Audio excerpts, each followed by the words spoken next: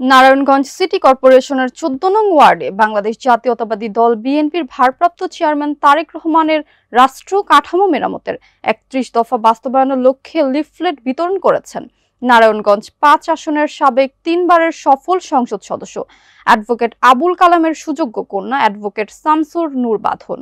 এ সময় তাকে অত্র এলাকার জনগণ ফুলের শুভেচ্ছার মাধ্যমে বরণ করে নেয়। মেহেদী হাসান প্রান্তর তথ্যচিত্রে বিস্তারিত। ধানের শীষ মার্কা, ধানের শীষ মার্কা, ৩১ অক্টোবর রোজ শুক্রবার নারায়ণগঞ্জ সিটি কর্পোরেশনের ১৪ নং ওয়ার্ডে বাংলাদেশ জাতীয়তাবাদী দল বিএনপির ভারপ্রাপ্ত চেয়ারম্যান তারেক রহমান রাষ্ট্র কাঠামো মেরামতের ৩১ দফা বাস্তবায়নের লক্ষ্যে লিফলেট বিতরণ করেছেন নারায়ণগঞ্জ ৫ আসনের সাবেক ৩ বারের সফল সংসদ সদস্য অ্যাডভোকেট আবুল কালামের পক্ষে তার সুযোগ্য কন্যা অ্যাডভোকেট শামসুন নূর বাঁধন। এ সময় তাকে অত্র এলাকার জনগণ ফুলের শুভেচ্ছার মাধ্যমে বরণ করে নেয়। পরে জনসাধারণের মাঝে তারেক রহমানের ৩১ দফা বাস্তবায়ন লক্ষ্যে রাষ্ট্র কাঠামো মেরামতের বার্তা পৌঁছে দেন কালাম কন্যা শামসুন নাহার বাঁধন।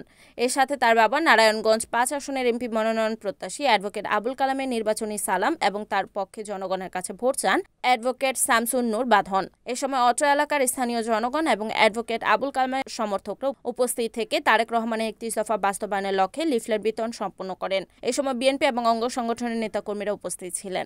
বছর যেভাবে আমার আব্বু বা আমার দাদার পাশে ছিলেন, ইনশাআল্লাহ ভবিষ্যতেও থাকবেন সেই আশাবাদ ব্যক্ত করি। আপনারা দয়া করে ৩১ দফাটা একটা পড়ে দেখবেন। ৩১ দফা বিএনপি রাষ্ট্র ক্ষমতায় আসলে আপনাদের ভোটে ইনশাআল্লাহ বাস্তবায়ন করবে।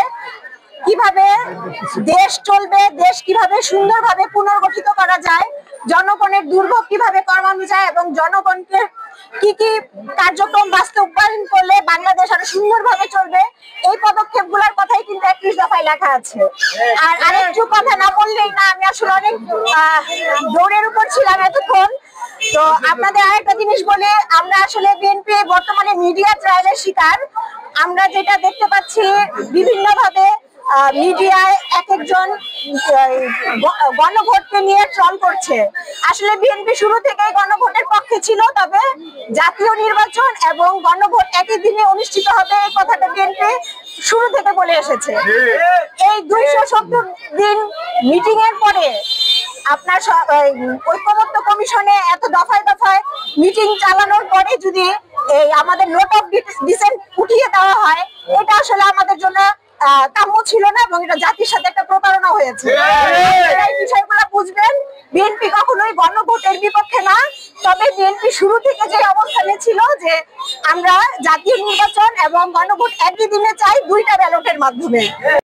রিপোর্ট মেহেদী হাসান প্রান্ত, এনএন টিভি, নারায়ণগঞ্জ।